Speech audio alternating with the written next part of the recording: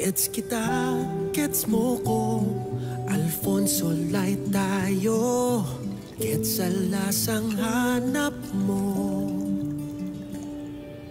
Hanap ko yung di sakit sa ulo. Hanap natin Light, Alfonso. Gets ang lasang hanap mo. Excuse me, sir. Okay na po ba tayo sa condo unit tour?